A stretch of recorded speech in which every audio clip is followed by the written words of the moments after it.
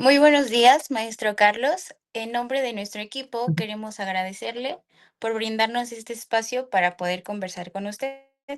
Mi nombre es Jocelyn Cano Solano y junto con mis compañeros somos estudiantes de segundo semestre de la licenciatura en psicología. El propósito de esta entrevista es conocer un poco más acerca de la terapia, de las terapias de tercera generación, perdón, particularmente en su aplicación dentro del ámbito de la psicología. Sabemos que usted trabaja un enfoque cognitivo-conductual y dialéctico comportamental, perdón, en el ámbito de los deportes, por lo que nos interesa mucho conocer su experiencia y perspectiva sobre cómo estas corrientes se integran en el trabajo con atletas y en el desarrollo de habilidades psicológicas para el rendimiento. Nuevamente le agradecemos por su tiempo y disposición para compartirnos parte de su experiencia profesional y si le parece bien, daremos inicio a esta entrevista. Claro que sí, adelante. Buenos días y muchas gracias a ustedes por la oportunidad y déjenme hacer hincapié en la parte de la formalidad con la que se presentan hoy a la entrevista, lo cual es un punto extra para ustedes. Alguna vez en un examen profesional a alguna compañera le decían, ¿no?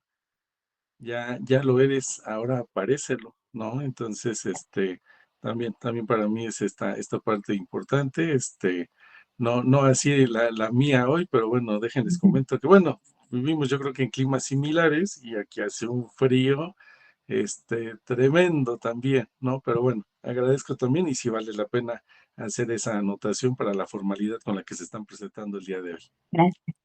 Sí, muchas gracias. Bueno, para comenzar, ¿podría explicarnos cómo la terapia dialéctica comportamental se relaciona con la psicología deportiva? Claro, bueno, esta terapia, la DBT o la dialéctica comportamental, bueno, fue creada por Linehan. Linehan fue una persona que en su momento tenía algún tipo de padecimientos psiquiátricos que en la época no se sabía qué era por lo que ella estaba pasando o viviendo. Em, para no hacer el cuento largo, ella un día pues termina internada en un centro psiquiátrico y ella empieza a estudiar sobre la parte de lo que ella está viviendo y todo ello. Y un día sale de este centro psiquiátrico y les dice a sus compañeros, un día voy a regresar por ustedes. Lo cual uno piensa, pues es un movimiento en armas y va a romper la puerta y vámonos todos, ¿no? ¿No? Ella al final crea esta terapia dialéctica comportamental para pacientes con trastorno límite de la personalidad, ¿sale? Era lo que no se encontraba, ¿no? Que a lo largo de la historia es algo que más o menos se ha vivido, ¿no? Pues así como las ciencias van avanzando, pues desgraciadamente los trastornos de orden mental también, ¿sale? Entonces, ¿cómo es la aplicación de esta terapia? Bueno, pues en el mundo del deporte vamos a ir encontrando muchas situaciones. La definición conceptual, la definición teórica del deporte dice, el deporte solamente va a generar beneficios para quien lo practica y el deportista va a ser un ejemplo para la sociedad. Pues suena padrísimo, o sea, la definición está increíble, pero yo creo que en la definición hay que poner unos puntos suspensivos, ¿no? Y entonces en la continuación de esos puntos suspensivos es siempre y cuando no sea alto rendimiento, alta competencia, deporte profesional, porque lleva a la persona a otro tipo de situaciones. Eh, Deportes ya de alto rendimiento, donde se entrena más de 6 horas al día, diario, durante N cantidad de meses, si hay apoyo, si hay becas, si hay pagos, si hay patrocinios, pues también es una alta probabilidad de un detonante de estrés.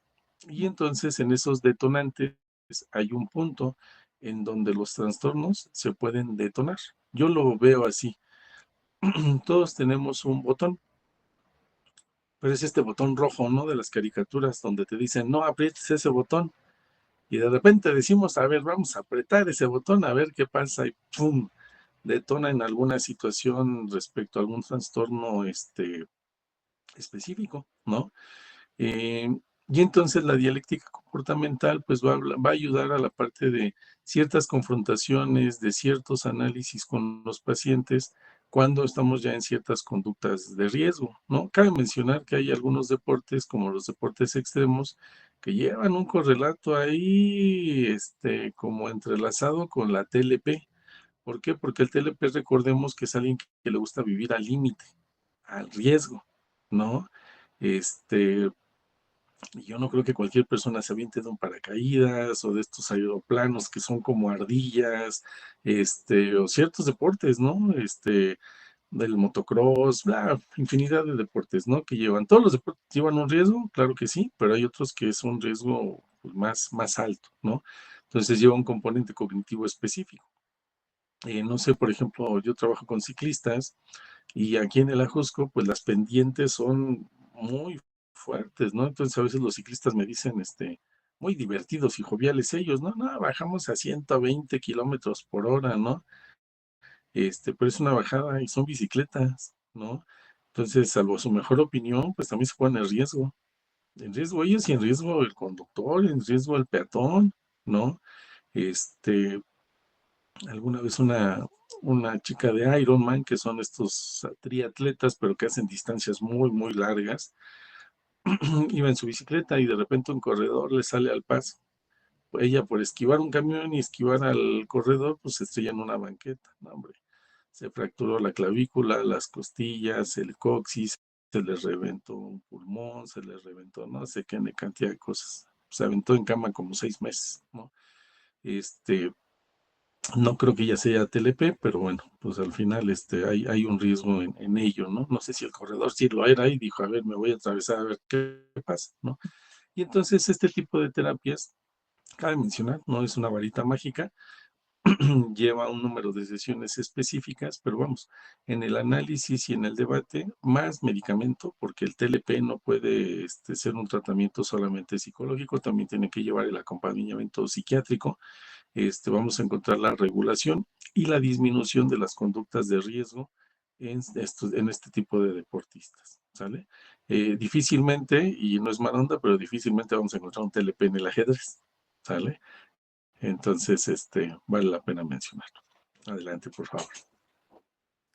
Sí, muchas gracias. Bueno, realmente creo que tiene un enfoque bastante amplio, con muchas implicaciones, y es por ello que, basado en su experiencia, nos gustaría saber qué tipo de problemáticas o trastornos podrían responder mejor a este enfoque dialéctico comportamental.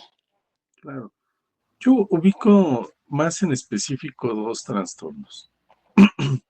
Uno sería que, bueno, uno también se puede trabajar obviamente con la cognitivo-conductual, eh, pero dos más enfocados a la DBT sería el trastorno límite de la personalidad, como acabamos de mencionar, y otro que yo creo que es muy altamente empalmable con este tipo de corriente es el TCA, que son los trastornos de la conducta alimentaria, hablando de la bulimia, de la anorexia, de la vigorexia, orgorexia y infinidad de exias que hoy también no sé si están muy rebuscadas también los términos, pero bueno, por ahí en el Congreso hablábamos de esta atleta con un porcentaje de grasa muy bajito y todavía una cuestión pues de una desregulación emocional, de una cuestión ahí disruptiva de la parte cognitiva, pero también, por ejemplo, ahí hacemos una mezclita y vamos a empezar con ella con un programa de técnicas de desreflexión,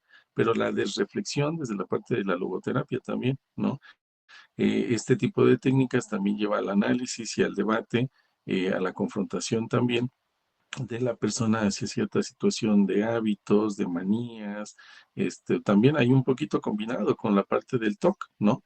Entonces, creo que estas dos podrían ser, a lo mejor alguna que también podría ingresar aquí, que en 20 años de labor que llevo no he encontrado actualmente, pues también podría ser la bipolaridad por el cambio súbito en la parte emocional, tal vez también podría, entrar aquí, pero bueno, también hay que entender que una persona con bipolaridad, en mi experiencia, pues vienen a terapia 5 meses, 6 meses, se desaparecen un año, regresan otra vez, y así. Yo no cierro las puertas a la consulta, pero yo tengo una paciente bipolar con la que llevo trabajando, yo creo, unos 8 años más o menos, en estos cambios, ¿no? Aparece y se desaparece, ¿no?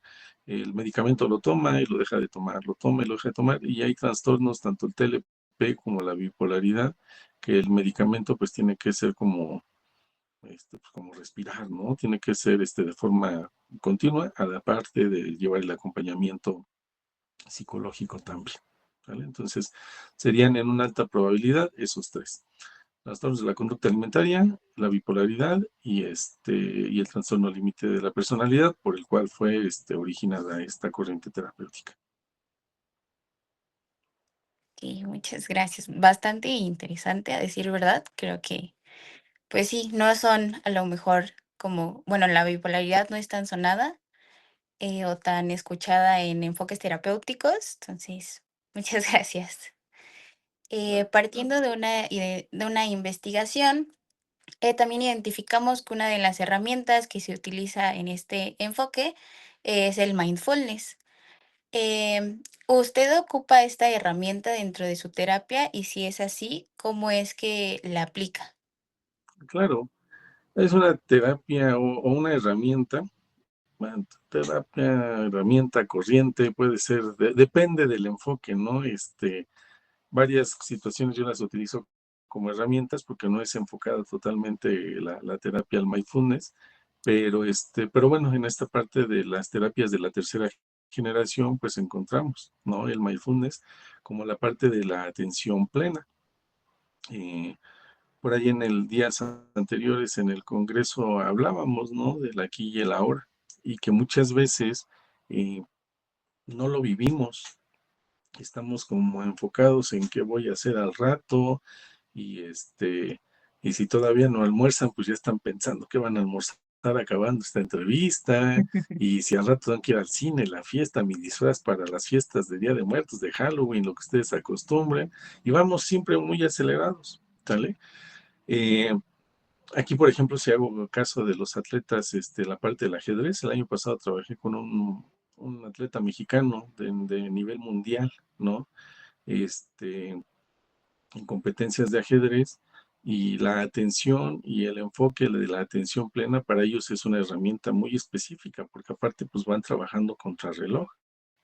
Estoy trabajando, este es mi primer caso y con gusto se los comparto, con una matatlética. ¿Qué es esto? Es una atleta de matemáticas, ¿no? También es de las mejores del país y ella tiene 11 años, ¿no? Obviamente ahorita compite a nivel nacional, pero la idea es subir al nivel internacional. Entonces con ellos trabajamos estas herramientas de la atención plena a través de ejercicios de relajación, de meditación, de un enfoque específico, pero también ocupo herramientas como hay un instrumento que lo pueden buscar ahí en internet que se llama una rejilla numérica de Harris y Harris, ¿sale? Es una rejilla numérica que el atleta va a ir encontrando números en cierto orden específico, ¿no? Depende de la instrucción que se dé en la sesión terapéutica, y eso les va a ayudar a mejorar la atención, la concentración, y es una cosa maravillosa porque yo en 2007, 2008 fui psicólogo de selección nacional con los atletas paralímpicos rumbo a Río 2007 y los Juegos Paralímpicos de Beijing en China. Y entonces nosotros teníamos 3 sesiones al día durante más o menos año y medio, ¿no? Diario. Y diario es diario, ¿eh? De lunes a domingo. Salvo la época que se iban a sus casas los atletas, porque hasta la mayoría del tiempo estaban en concentración. Y observen que este instrumento de Harris y Harris, a la par de llevar a la concentración plena, ayudaba a disminuir la ansiedad psicofisiológica. ¿Cómo medíamos la ansiedad psicofisiológica? A través de la temperatura dermogalvánica.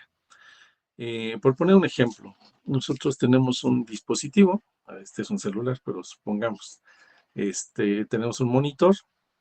Ese monitor tenía un cable, ya ve, las tecnologías han avanzado, y tenían un electrodo. Y a través de la conductividad eléctrica de la piel, nosotros visualizábamos cuál era el nivel de la ansiedad fisiológica. Porque uno puede decir, oye, ¿cómo estás? No es más, yo les puedo decir, oye, ¿cómo están en esta entrevista? No, no, pues bien, mientras no me toque preguntar a mí, ya que les vaya tocando a cada uno, ya será diferente. Y si tuviéramos ese lector, se movería invariablemente.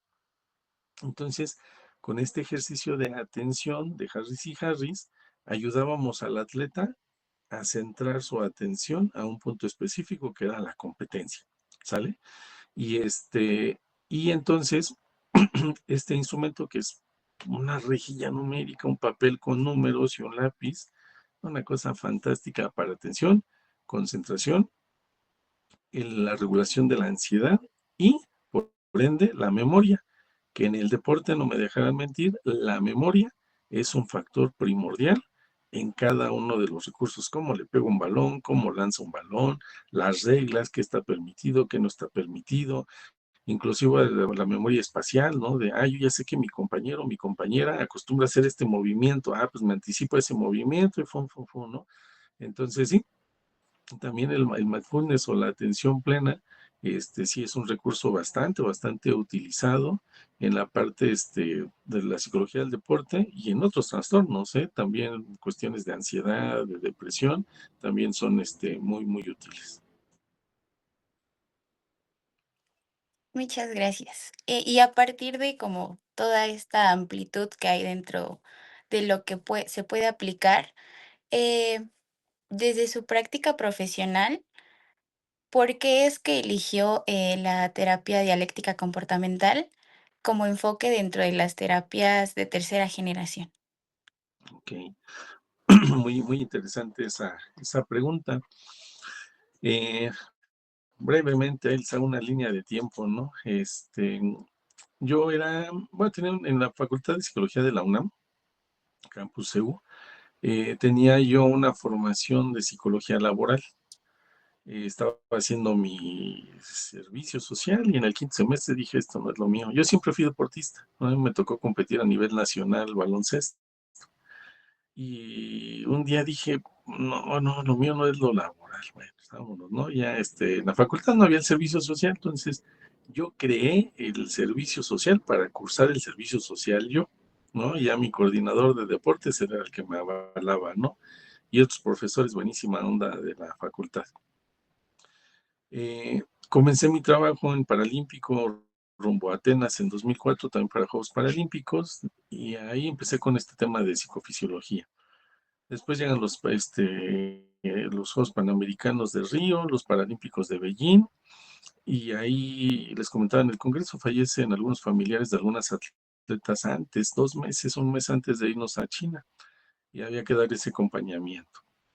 Ya pasa el tiempo, yo sigo trabajando, esto, lo otro, y lo que les decía en el Congreso, eh, los trastornos, no sé si porque uno se va preparando de una forma diferente, habilidad, experiencia, o el tiempo, o una pandemia, ¿no? También que pues, nadie visualizábamos vivir una pandemia, ¿no? Y cuánto tiempo duró y los estragos que dejó en la gente.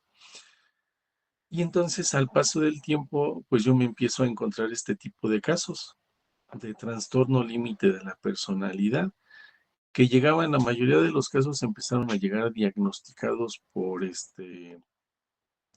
psiquiatras o psiquiátricos, ¿no?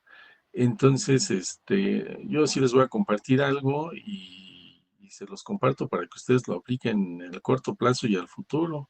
Sean irreverentes, sean atrevidos,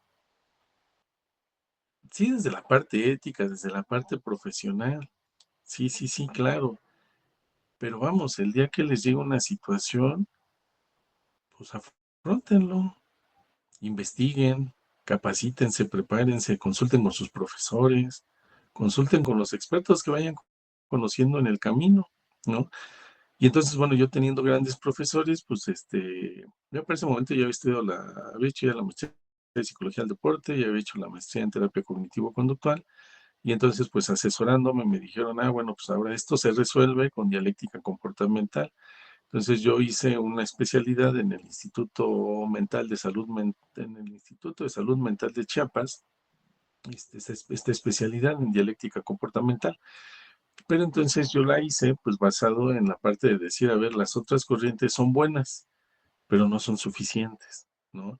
Entonces hay que tomar un estudio más específico para lo que yo quiero tratar con mis pacientes, ¿no? Que también ahí es donde se convierte uno también ético y profesional, porque si no, pues también estamos como en un barco a la deriva, donde no llevamos un enfoque específico y hacemos como que hacemos y no hacemos, ¿no? Y tampoco es válido, ¿no? Para los pacientes, porque al final de cuentas, pues ellos de verdad lidian con un torbellino de emociones y y bueno, ¿no? ¿Cuál es también la responsabilidad que tenemos, ¿no? Hablemos del caso, pues muy sonado del chico del CCH, ¿no? Y yo digo, ay, el abogado Trinquetes que está llevando su caso dice, tenía acompañamiento. Claro que no tenía ningún tipo de acompañamiento. Y yo me atrevo a decirlo, ni acompañamiento en casa tenía el cuate, ¿no? Claro, hoy quieren alegar una cuestión psicológica para deslindar cierta responsabilidad legal, pero al final igual, el día que les llegue un caso que digan, este caso sí me sobrepasa, yo no puedo con estos casos, pues mejor lo refieren con algún otro colega, hombre o mujer, lo que ustedes quieran, o subirlo de nivel, una cuestión psiquiátrica. Este, pero sí, en esa línea de responsabilidad, ética y profesionalismo es como, pues yo he decidido seguir formándome, ¿no? No acostumbro tener mis títulos colgados en la pared ni nada por el estilo, pero bueno, quien quiera buscar, pues ahí estoy en profesiones y listo, ¿no? Porque pues bueno, por ahí estuvo el caso de la doctora Marilyn Cote, ¿no? Que tenía 3.000 millones de títulos. Y bueno, ahí le seguí foto con Jackie Chan, creo también ahí echando combate. Entonces tampoco te asegura el conocimiento. Entonces, por esa línea es donde yo decido seguirme capacitando y preparando para llevar ciertos procesos psicológicos y también entendiendo que cada persona es un mundo y que cada trastorno derivado de cada persona también tiene pues no es un manual de procedimientos, no es el paso uno, el paso dos, el paso tres.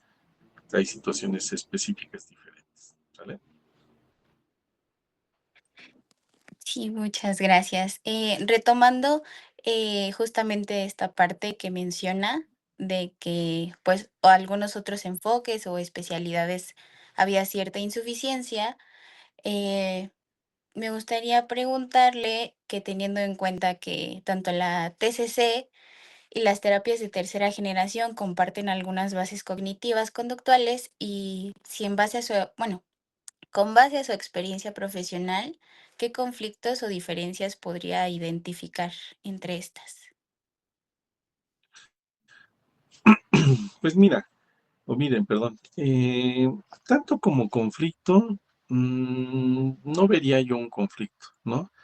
Sí les voy a decir, ¿no? O sea, sí veo conflicto con otras corrientes con las cuales no he estudiado, ¿no?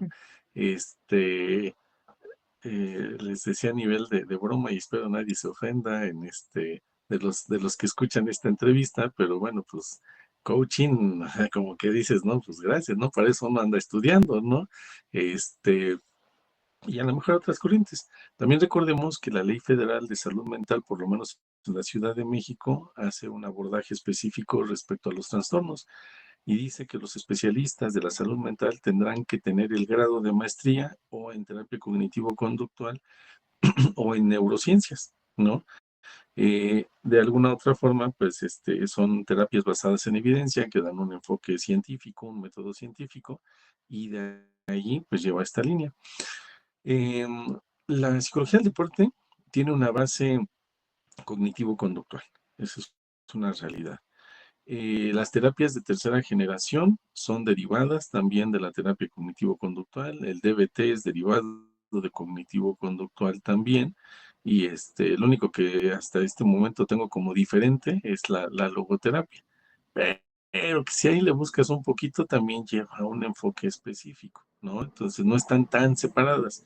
Y yo creo que si por ahí nos ponemos a buscar entre el positivismo, entre la parte de la gestal, y a lo mejor otras corrientes terapéuticas, pues también tienen su área de oportunidad. Entonces, si se dan cuenta en mi formación, lleva una continuidad, ¿no? No es como para acá y para acá y para acá y para acá, ¿no? Que también si de repente algo me llama la atención estudiarlo pues, por una situación específica, bueno, pues lo hago, ¿no? Pero sí en esta línea he tratado de llevar un enfoque más o menos cercano para que no sea como muy disparatado presentarle al paciente, ahora vamos a trabajar trabajar esto y ahora vamos a trabajarlo de una forma específica, ¿no? Hacia la exposición, hacia el trauma, cosas por el estilo, pero de forma muy punitiva, pues no, a mí esa parte no me agrada. Entonces, en estos enfoques que yo llevo, la realidad es que más que un conflicto, veo una armonía en la cual todas estas corrientes terapéuticas, pues justo me van a dar estrategias y herramientas para el tratamiento adecuado, dependiendo del trastorno, de la persona, de la idiosincrasia, o hasta de la geografía. Les decía por ahí, ¿no? Gracias a la tecnología, pues hoy tengo pacientes en el extranjero, pacientes de otros estados, y obviamente los de la ciudad, pero pues que también son problemas y situaciones también muy, muy específicas, ¿no? Tengo una atleta de Estados Unidos, futbolista, que está buscando becas para ir académicamente, pero rumbo a lo profesional también. Y el papá me dice, ¿no? Es que está preocupada porque no la van a llevar a Hawái a un campeonato, ¿no? Y me decía el papá, ¿no? Dice, oye, qué padre que todos los hijos tuvieran ese tipo de problemas, ¿no? Pues sí, sí estaría padrísimo, ¿no?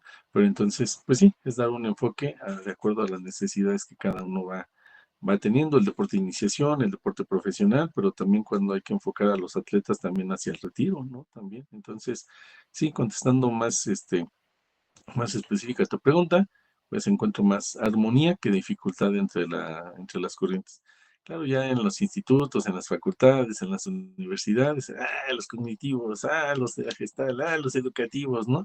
Y si se dan cuenta, pues todos llevan un englobe hacia el mismo camino, pero ya depende del fanatismo de cada uno y las negaciones mentales que cada quien pueda tener hacia el rechazo, hacia lo demás. Al final es conocimiento y todo suma en el aprendizaje.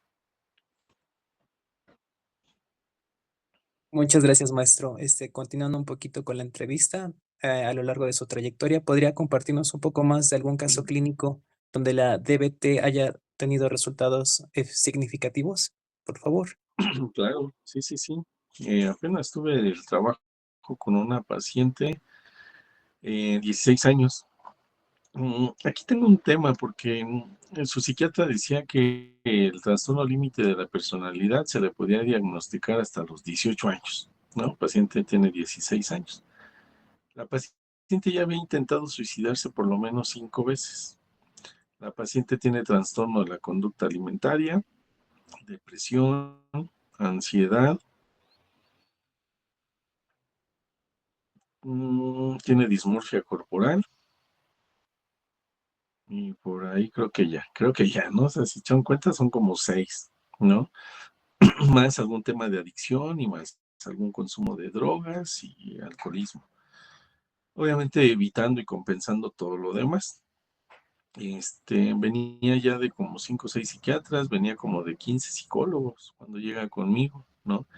Pero bueno, al momento de hacer una entrevista inicial, pues me doy cuenta que ni venía con evaluaciones específicas y en la parte psiquiátrica pues, no tenía ningún tipo de análisis mapeo cerebral, perfil hormonal. Entonces, bueno, se sugiere y se sugiere el cambio de psiquiatra. Para esto la psiquiatra anterior le dijo que ya estaba bien, ¿no? Y yo sí, pero se acaba de intentar suicidar hace 15 días, ¿cómo vas a decir que está bien? Entonces, bueno, ya bajo el DBT, pues y bajo técnicas y estrategias específicas con ella, muchas de confrontación también, eh, más el acompañamiento psiquiátrico adecuado, más los análisis clínicos adecuados, pues encontramos de inicio, recordemos, un trastorno, a una persona primero hay que hacer de lo específico a lo general, y entonces pues a mí me gusta iniciar cuando hay situaciones así por la parte clínica. Se mandan a hacer análisis y encontramos que hay una deficiencia importante en ciertas hormonas y en ciertas vitaminas, que uno lo enfoca a la corriente psicológica o al trabajo psicológico y pues tiene un impacto a nivel de impulsos, de reactividad y bueno, pues un componente emocional muy, muy importante. Esto obviamente lo checa también la psiquiatra es quien medica y entonces se suplementa, se complementa y se medica las deficiencias, más la parte del trabajo psicológico. Y una cosa hermosa que les puedo compartir, ella un día en un mensaje me dice, Carlos, eh, agradezco el trabajo que estamos haciendo, porque hoy ya no me quiero suicidar y hoy estoy empezando a encontrar un sentido a la vida, ¿no? Ya quiero regresar a la escuela porque tuve que pausar la escuela, ya veo como el sentido de la familia, los amigos, vamos, el reencontrar como una vida que a los 16 años, pues uno lo normal pensaría, ¿no? Pero fíjense como un mal diagnóstico, pues dice, ay, no, hasta dentro de 2 años te puedo diagnosticar, como TLP. Pues claro, yo hace 20 años yo no veía niños ni adolescentes con depresión, hace 20 años, hoy sí los veo. Y no puedo decir, ay, no, bueno, pues vívela ahí como medio puedas y ya te atiendo en 15 años, ¿no? O sea, si te rompes la rodilla siendo niño, como vas a seguir creciendo, pues mejor ya cuando crezcas y termines de desarrollarte, te opero la rodilla, ¿no? Entonces, ha sido uno de los casos más recientes donde la terapia ha dado un resultado bastante, adecuado, ¿no? Ya viene también para ella la elección de carrera para el siguiente año y entonces también pues ya está visualizando esa parte también como un avance y una posibilidad, ¿no? Lo cual también lo hablamos desde la logoterapia, ¿no? La parte de la esperanza, que a veces lleva un sufrimiento, pero con un sentido que me va a llevar a un enfoque en mi vida, ¿vale? Ese sería un ejemplo. Muchas gracias. Sí, un caso algo complejo y como sí es importante hacer los diagnósticos diferenciales adecuados. Continuando sobre esta línea, ¿existe alguna condición donde haya observado que la DBT presenta alguna limitación o menor efectividad? Sí, si nosotros, por ejemplo, hacemos un mal diagnóstico y queremos llevarlo bajo un enfoque específico, pero la limitación, ojo, la limitación no es de la DBT, la limitación entonces es del terapeuta, la limitación es de una mala evaluación o la limitación es de mal estudio, ¿no? Por ejemplo, ¿no? Ayer rápido una paciente empezó con dolores, menstruales muy fuertes, cosa que no había presentado, viene de recién revisión ginecológica, pero ha tenido una alta cantidad de estrés por temas familiares y laborales. Entonces, en una cuestión psicosomática, pues nos damos cuenta que sí hay un componente emocional por el cual se incrementan ciertos malestares, ¿no? Entonces, a veces hay que hacer un abordaje y hay que analizar izquierda, derecha, arriba, abajo, y eso es lo que nos va a llevar a una eficacia mayor en los tratamientos, ¿no? La terapia es buena siempre y cuando, volvemos al punto, ¿no? A mí se me antojó pozole y me preparo unas enchiladas, pues no me va a dar el resultado adecuado, ¿no? Entonces, y bueno, también hay que ser honestos, ¿no? Y un alto índice de probabilidad de fracaso de la terapia, pues es el mismo trastorno. Les decía hace un momento, el TLP, el bipolar y el de la conducta alimentaria, pues de repente es fácil tener estos rebotes cognitivos, ¿no? Y entonces en esa parte es el abandono el que va a llevar al fracaso, pero no es el proceso, no es la corriente terapéutica, es la resistencia del paciente, ¿sale? Pero si el paciente está medicado, es más altamente probable llevar a la eficacia. Muchas gracias. Retomando un poco la parte de los deportistas, ¿qué tipos de técnicas de la DBT utiliza con sus consultantes que son atletas? Ok, pues ahí puede haber una variación entre herramientas y estrategias, pero por ejemplo, algo de la DBT que a mí me agrada mucho es la parte de la confrontación, ¿sale? Análisis, registros, este, incluso, por ejemplo, algún acompañamiento, ¿no? De cuidadores primarios como papás, entrenadores, a veces los mismos compañeros, pues vamos dando estrategias de regulación emocional, ¿no?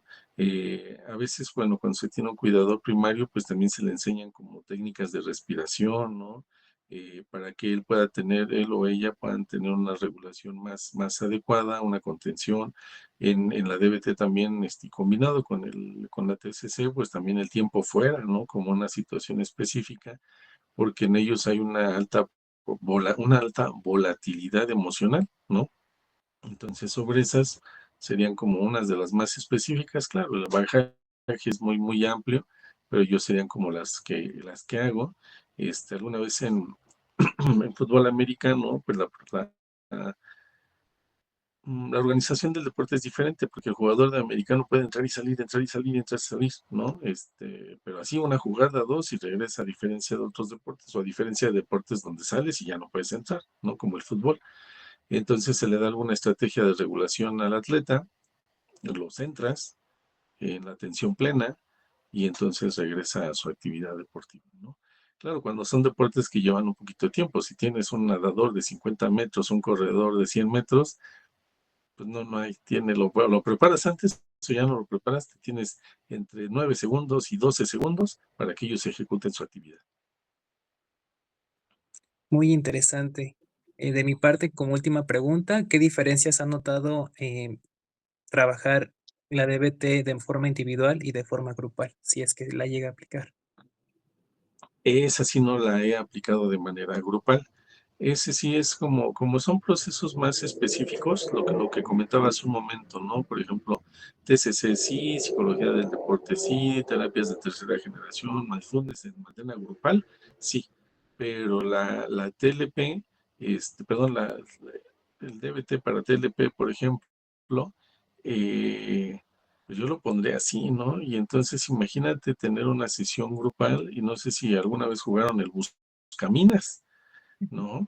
Y entonces tú puedes detonar a una persona y detonas a todos, ¿no? Hay una serie que estoy viendo. Es una serie donde una chica tiene como cierta ansiedad social, pero su tema es que no puede ver a los ojos a la otra persona. Y la otra persona tiene un trastorno obsesivo compulsivo donde no puede tocar a nadie y los gérmenes y todo eso, ¿no? Eh, pero en la parte de la exposición de repente se vuelve como muy compleja como esa organización y entonces están en un grupo focal y este cuate de repente saca una idea y ¡fum! Así pa, en los 10 personas que estaba, pues detona una disrupción emocional y conductual. Entonces, esta terapia, por lo menos yo no la aplicaría grupal. Sé que existen grupos de apoyo y todo eso, pero si lo pudiéramos poner en fases, sería como en la última fase para ya dar de alta a los pacientes para poder aplicar algunas estrategias. De otra forma, solamente individual. Sí, pues es que como es un sistema, sí es algo complejo de manejar diferentes personalidades y experiencias. Exacto, exacto.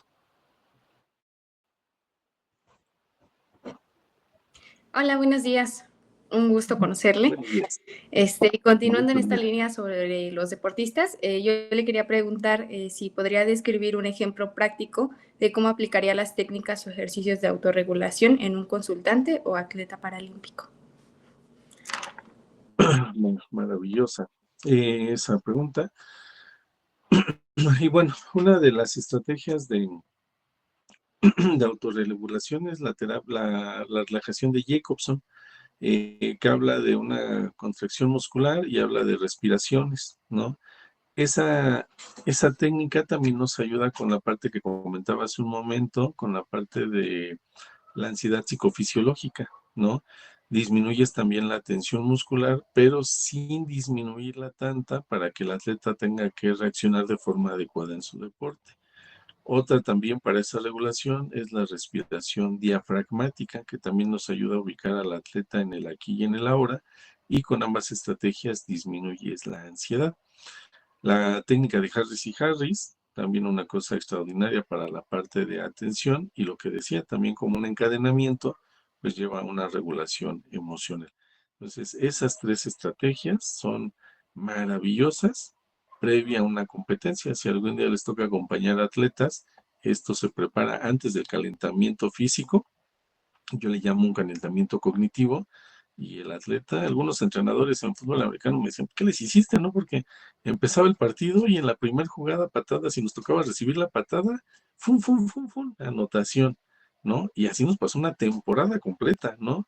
Entonces, no, pues un ejercicio que yo veo En el caso de la combinación de Harris y Harris con Jacobson, da un foco atencional de hasta 20 minutos.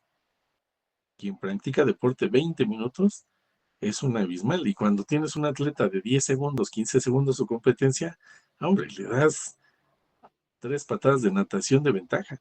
Entonces, esas serían algunas estrategias. Sí, muchísimas gracias. Hola, ¿qué tal? Buenos días. Mucho gusto. Bueno, Continuando con esta parte, ¿usted cómo equilibra el proceso de aceptación del estado de físico, perdón, del estado físico con la parte emocional de los consultantes que usted trata en los Juegos Paralímpicos? ok. Aquí, por ejemplo, nada más para entender bien la pregunta, nos referimos como a el aceptar esta discapacidad. Así es. Perfecto, maravillosa, maravillosa la pregunta y te lo voy a decir como me lo dijo algún atleta con médula bífida. En el deporte paralímpico van las características de movilidad, llamémosle, van a tener una puntuación y de abajo hacia arriba, conforme mayor movilidad tengas en tus piernas, va en una puntuación más alta. Depende de los deportes, también las categorías. Yo me especialicé en baloncesto paralímpico, entonces les voy a poner un ejemplo. Yo tengo una lesión en la rodilla que ya no me permite competir en convencional. Soy un categoría 5-5. Soy alguien que ya no puede mover las dos rodillas para un deporte, pero puedo caminar, soy 5. Y de ahí hacia arriba, como tengo menos movilidad o tengo una amputación, soy 4, soy 3-5, y la categoría más baja es quienes tienen la movilidad de aquí para arriba, Ok. ¿no? Entonces ya no hay tono muscular, llámese polio, llámese amputaciones, llámese una médula bífida. Y entonces, esta atleta que nació con esta condición me decía, yo no extraño lo que nunca tuve, ¿sale? Entonces, atleta que nace con una discapacidad se acepta casi desde el principio. Lo que no lo acepta es el medio, ¿no? Ujú. Una banqueta horrible, un lugar donde no hay un sensor para gente sorda. A mí me encantaba ver a los ciegos en China, los de la delegación mexicana, ¿no? Nosotros estábamos trabajando ahí en la parte de la Villa Olímpica y de repente nos decían los ciegos, ¿no? Ahí nos vemos al rato. Bueno, ahí nos vemos al rato. Y yo decía, ¿y a dónde van estos cuates? Son 3, nadie ve, ¿a dónde van? En su ignorancia uno. Claro. Y se salían horas, ¿eh? O sea, no era como que le daban la vuelta a la manzana, que era una manzana impresionante.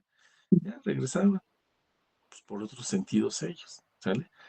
Ahora, tenemos al otro tipo de personas o de atletas, los que adquieren su discapacidad, ¿no? En el camino. Recuerdo una chica, 17, 18 años, va a recibir su carta de aceptación para la universidad, está cortorreando con una de sus amigas en la banqueta y de repente alguien se equivoca de pedal en su camioneta y en lugar de echarle la camioneta para adelante, la echa para atrás, la atropella y pierde la pierna, ¿no? Entonces sí es un trabajo fuerte de aceptación. Antes de la aceptación es el duelo, antes del duelo es el enojo, ¿no? Y la mayoría de los atletas llegan al deporte paralímpico no aceptándolo, ¿no? Porque es como, pues yo hacía esto en convencional. O hay mucha gente que ni deporte hacía, también hay que ser honestos, ¿no? Ujú. Pero si llevan un buen acompañamiento cognitivo, de evaluación, médico, de rehabilitación, ahí sí es todo un trabajo multidisciplinario. El caso de Nelly, por ahí busquen a una nadadora, ama de casa, un día va bajando sus escaleras, trae las manos ocupadas cargando cosas, se cae y en los escalones, pam, pam, pam, pam, se pulveriza la columna y la médula, pues queda cuadraplégica. De repente alguien la manda a natación como parte de la rehabilitación y, oh sorpresa, resultó que era un teritón en el agua. Llega a sus primeros paralímpicos batiendo récords y ganando medallas a diestra y siniestra, ¿no? Entonces, bajo un buen acompañamiento familiar, médico, psicológico, de la parte de fisiatría, la parte del entrenamiento físico, ellos pueden llegar a aceptar la nueva condición. Y también, como lo han dicho muchos atletas, a lo mejor si no me hubiera tocado vivir esta situación, pues tal vez no hubiera brillado a nivel mundial como hoy lo hago, ¿no? Trabajé un poquito de cerca, yo no directamente con él, pero sí en la convivencia con Juan Ignacio Reyes, chico que le dio púrpura siendo niño, no tiene brazos, no tiene una pierna, lo sigo en sus redes, el cual te dibuja de una cosa maravillosa, y arma legos y esto y lo otro, y obviamente tiene una carrera universitaria, ya se retiró del deporte, fantástico. Pues, también hubo un excelente trabajo de adaptación a una nueva realidad, ¿no? Ni catastrófica, de pobrecito, esto, lo otro, ¿no? Pero sí hay esas dos diferencias, ¿sale? El que nace con la discapacidad y el que la adquiere. Muchas gracias. Creo que es muy importante hacer esta diferencia justamente para que sea más sencillo entenderlo y ver la perspectiva de dónde se va a trabajar. Gracias.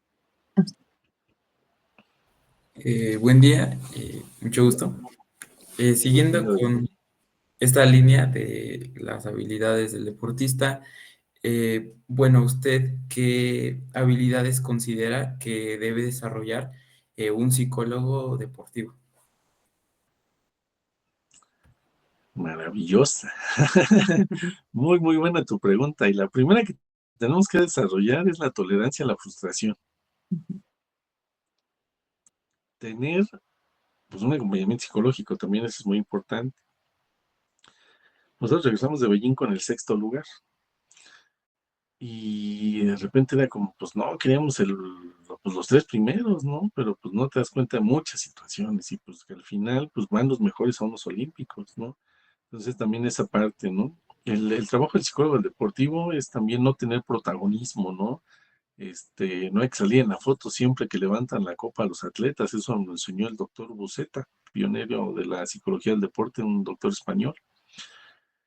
Eh, el manejo de la ansiedad, porque pues si tú tienes a tus atletas ansiosos y tú estás ansioso, pues ahí va a ser un cotorreo, ¿no? Eh, Obviamente mantener una salud mental, una salud física, y no es que el psicólogo del deporte tenga que llegar musculoso y cuadritos en el abdomen, ¿no? Pero también hay que predicar con el ejemplo, ¿sale? Tener buenos hábitos alimentarios, buenos hábitos de descanso, como hacer una conciencia de la salud personal, porque al final requerimos de mucha energía. Yo al inicio de mi carrera profesional acompañé a muchos atletas a sus competencias. Hoy por la agenda se me complica acompañarlo a los atletas, porque son muchos, y ya pues muchos de nivel internacional, ¿no? Digo, si lo invitan, pues padrísimo, ¿no? Pero también tengo otra responsabilidad que es con todos mis pacientes clínicos y a ellos pues tampoco los puedo abandonar, ¿no? Entonces, sí es como esta línea donde yo considero que esas serían como las básicas, pero sí es un trabajo constante y también una área que hay que tener como muy cuidada, pues es la parte de la formación académica, donde cada vez se vayan especializando un poquito más para tener más recursos y tener más recursos teórico-metodológicos va a hacer que tus niveles de ansiedad estén más regulados. Bueno, muchas gracias. Y ya, bueno, por último, ¿cómo visualiza el futuro de la terapia dialéctica conductual dentro del panorama de la psicología, la salud mental en México y de qué manera la promovería? Pues miren, desgraciadamente el TLP es un trastorno que cada vez está apareciendo más en las poblaciones. Por ahí se me olvidó hablar del narcisismo, también como una cuestión importante hacia la parte de la desregulación y como también personas que llevan al límite a sus parejas, ¿no? Por ahí corrientes, pseudo corrientes, ¿no? Que hablan de hombre de alto valor y la mujer de alto valor, lo cual para mí es como situaciones muy nefastas, pero también generadas por el narcisismo. Yo creo que la DBT va a tener un empuje muy importante porque vamos a ir encontrando más gente con este tipo de trastornos, ¿no? Y como lo decíamos en algún momento de la entrevista, el no tener un enfoque adecuado para un trastorno no es lo mismo dar un tratamiento para la gripa que para la influenza, que para el COVID, ¿no? Entonces, lo mismo es para las situaciones psicológicas, ¿no? Hablábamos de que el INEGI habla de que un gran porcentaje de los mexicanos está presentando situaciones de orden mental, ¿no? Entonces, el tener mayores herramientas va a ser importante hacia, pues bueno, al futuro. Suena prometedor, pero yo creo que estamos hablando ya de una actualidad, ¿no? Entonces, creo que ustedes que son muy jóvenes, tanto en edad como en la parte de su carrera universitaria, tienen un bagaje importante, ¿no? Y vuelvo a hacer el comentario, prepárense, capacítense, oblíguense, este, está padre de repente, si de repente te invita tu amigo o tu amiga a una copa, está padrísimo, pero está más padre si un amigo te impulsa a hacer ejercicio, si un amigo te impulsa a ir a un congreso, a un taller, y no le digo, bueno, mi esposa dice que soy muy ñoño yo, ¿no? Y pues sí, la realidad es que sí me gusta estudiar, pero también me gustan otras cosas, me gustan los videojuegos, me gusta el deporte, ¿no? Las películas, el cine, los conciertos, ¿no? Pero bueno, mi compromiso con el ser humano que confía en mí es muy alto, ¿no? ¿No? Pues hay que seguirse preparando, ¿no? Entonces creo que sí, nuestra responsabilidad como psicólogos al corto y a largo plazo es muy alta y el crecimiento de la DBT tiene que ir en una cuestión más grande cada vez. Al día de hoy todavía no encuentro una maestría de DBT en México. Hay especialidades, hay diplomados, pero yo creo que también es por ese lado que pues hay que ir formándonos de forma más específica todavía, más profesional. En México por lo menos. No me he dado la tarea de buscar todavía en el extranjero con esta probabilidad de las clases en línea y modos híbridos, pero pero bueno, también ahí les paso el comentario. El día que estudien una maestría, busquen que tenga un REBOE.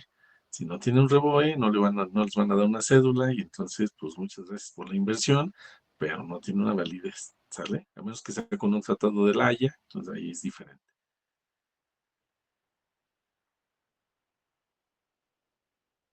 Sí, muchas gracias. Bueno, desde su experiencia, eh, ¿cuál considera que es la ventaja de la terapia dialéctica frente a algunos otros modelos contemporáneos? Pues bueno, la ventaja más específica es sobre el trastorno límite de la personalidad. Tiene estrategias y herramientas muy específicas, pero también hay que ser honestos. Tenemos más pacientes con depresión, con ansiedad, con otras situaciones específicas, ¿no? Un TOC, este, déjenme pensar, algún trastorno de la conducta, los negativistas desafiantes, ¿no? Entonces, digámoslo así, ¿no? Sí tiene una ventaja sobre lo que fue creada específicamente, sobre el TLP, pero hay que ser honestos, tenemos 10 pacientes y de esos 10, uno va a ser TLP y los otros 9 van a ser de otro enfoque, ¿no? Entonces, para el TLP, maravillosa. Para otras situaciones, la TCC maravillosa. Para situaciones de burnout, la logoterapia es maravillosa. Para tendencias suicidas entre la logoterapia, la TCC y la DBT, maravilloso. Entonces, no es que tengamos que ser como absolutistas. Yo por lo menos no me declaro TCC puro, ¿no? No, a mí me gusta tomar lo mejor de cada herramienta, de cada recurso, y ahí es donde vamos a encontrar el modelo adecuado para nuestros pacientes. Muchas gracias.